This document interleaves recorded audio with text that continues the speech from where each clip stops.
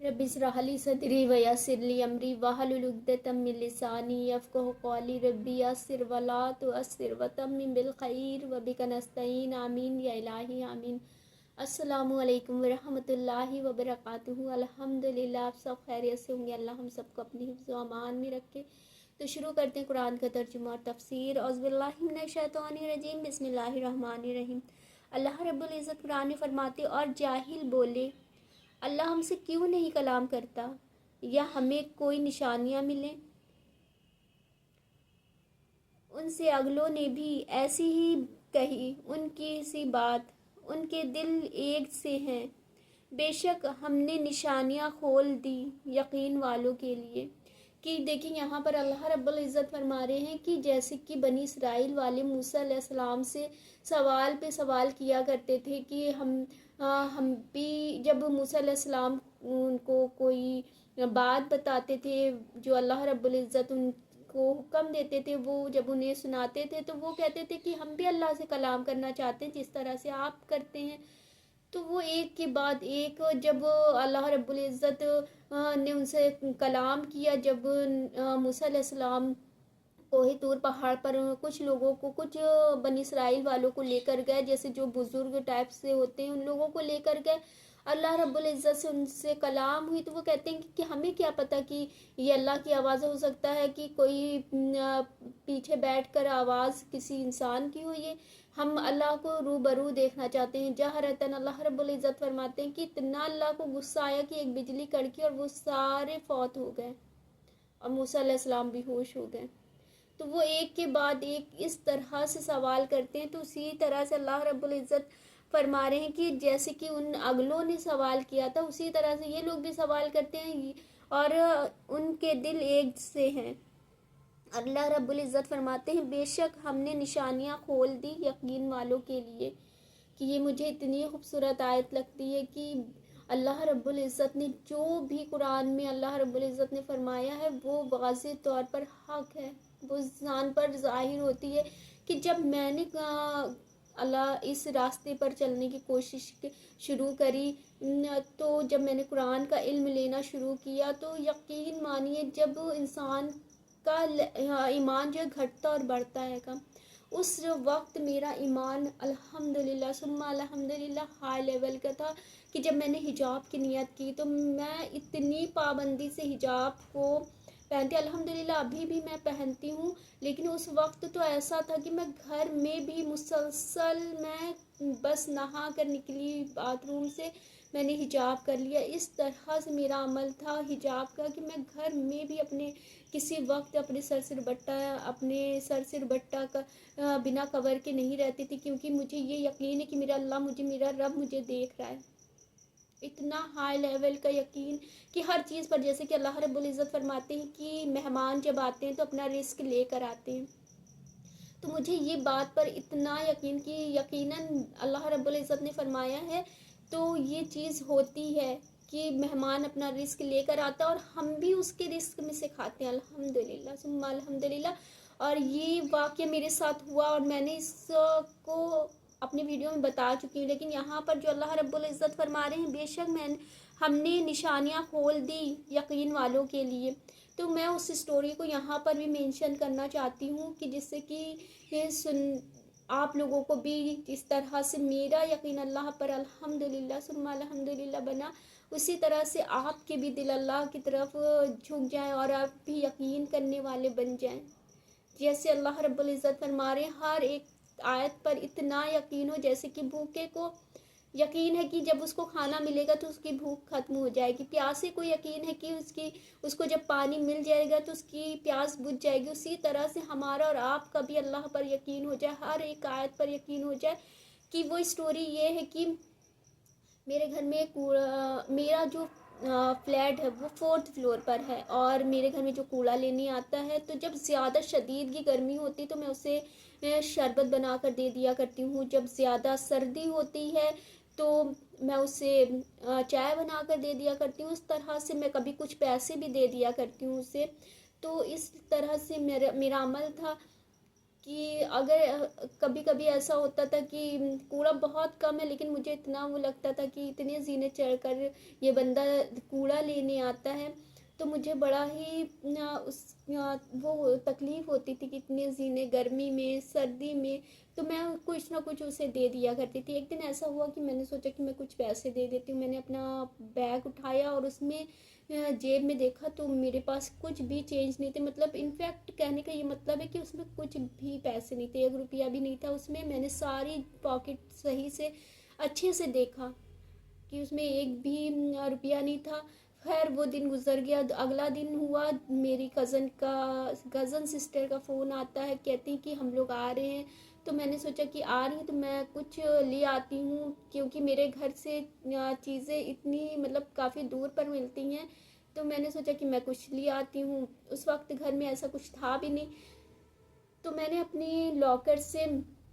200 کا نوٹ نکالا۔ دیکھیں میں ہر چیز اسی طرح سے بتا رہی ہوں جس طرح سے میرے ساتھ ہوا،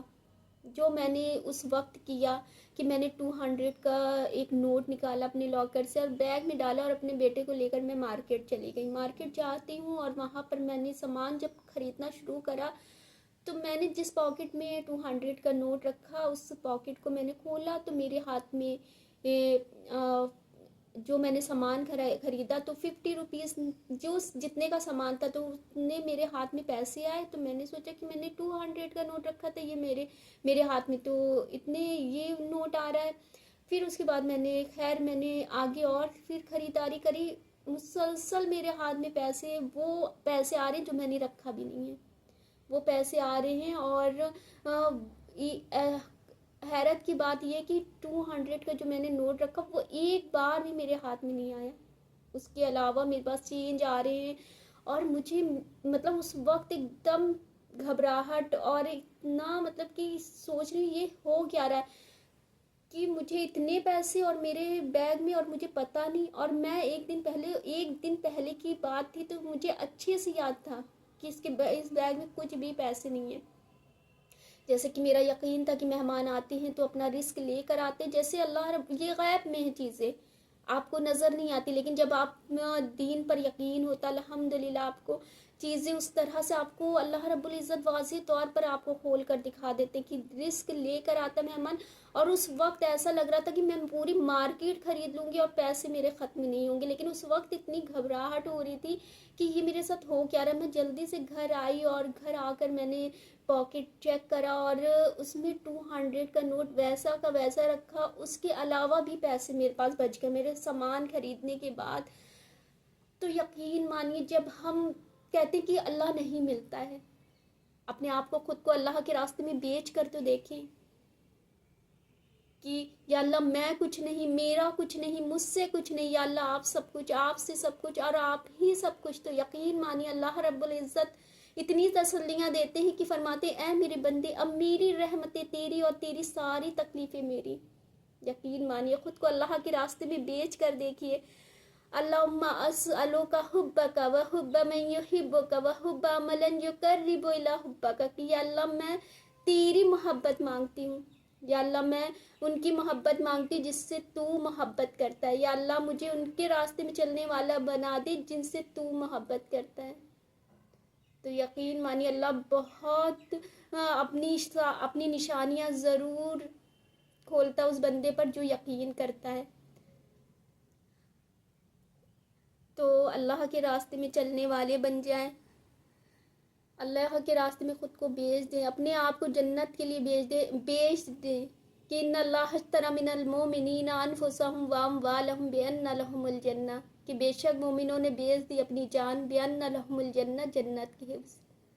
کہ میرا تو کچھ ہے ہی نہیں، جو کچھ ہے میرے اللہ کا ہے، بک جائیں اللہ کے راستے میں۔ تو دیکھیے اللہ کس طرح سے آپ کو سنبھالے گا اور اپنی نشانیاں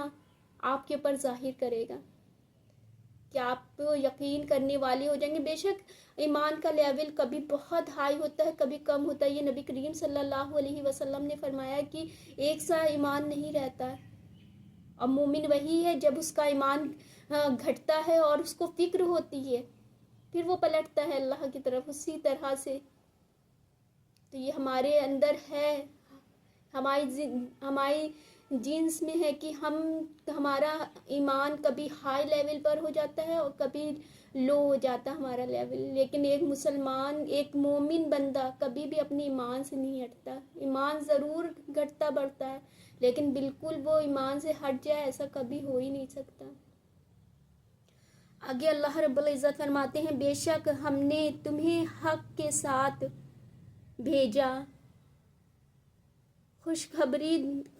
خوشخبری دیتا اور ڈر سناتا، اور تم سے دوزخ والوں کا سوال نہ ہوگا. دیکھیے اللہ رب العزت فرما رہے ہیں جس پر اللہ رب العزت اپنے نشانیاں کھولتے ہیں اور یقین والوں کے لیے اللہ رب العزت یہاں پر نبی کریم صلی اللہ علیہ وسلم کی بات بتا رہے ہیں کہ وہ تمہیں ڈراتا ہے، تمہیں خوشخبریاں سناتا ہے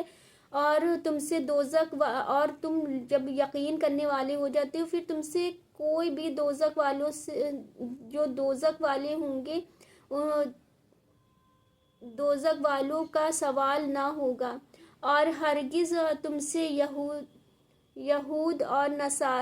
نصارہ راضی نہ ہوں گے جب تک تم ان کے دین کی پیروی نہ کرو.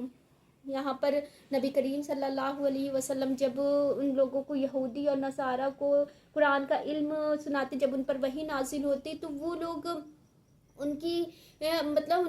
ان کو یقین ہے لیکن وہ اس کی پیروی نہیں. یہاں پر وہ لوگ یہ چاہتے ہیں کہ یہ میرے جو ہم پر جو نازل ہوئی ہے، جو تورا ہے اس کی پیروی کریں،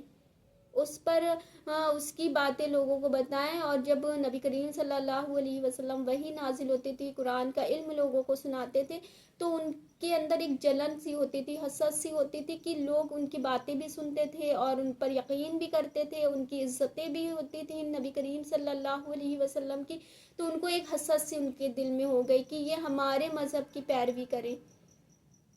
کہ ہم تو اتنی اچھی قوم ہے، اللہ نے تو ہمیں چنا ہوا ہے. اور اس لیے بھی وہ ان کی باتوں پر یقین نہیں کرتے تھے نبی کریم صلی اللہ علیہ وسلم کی، کہ جو لوگ ان کی باتیں سنتے تھے، ان کو مانتے تھے، ان کے جو معصوم لوگ ہوتے تھے جنہیں کچھ پتہ ہی نہیں ہوتا تھا، جیسا وہ بتاتے تھے بس اسی راستے پر وہ چل دیتے تھے.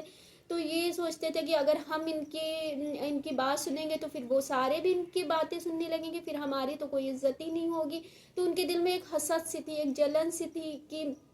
یہ ہماری مذہب کی پیروی کرے. اور آگے اللہ رب العزت فرماتے ہیں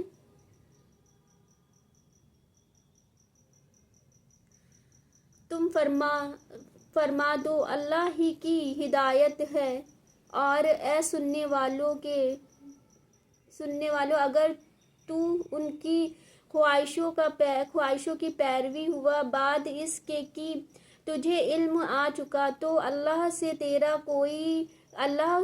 تجھے کوئی بچانے والا نہ ہوگا اور نہ مددگار. کہ دیکھیے ان لوگوں کو واضح طور پر جو تورا کا علم رکھتے تھے ان کو واضح طور پر ہر چیز سمجھ میں آتی تھی، کیونکہ تورا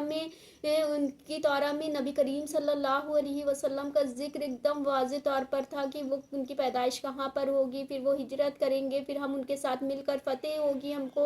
ہم جنگ کریں گے، تو سب کچھ اور ان کو سب سمجھ میں آنے لگا. اس کے باوجود یہاں پر اللہ رب العزت فرما رہے ہیں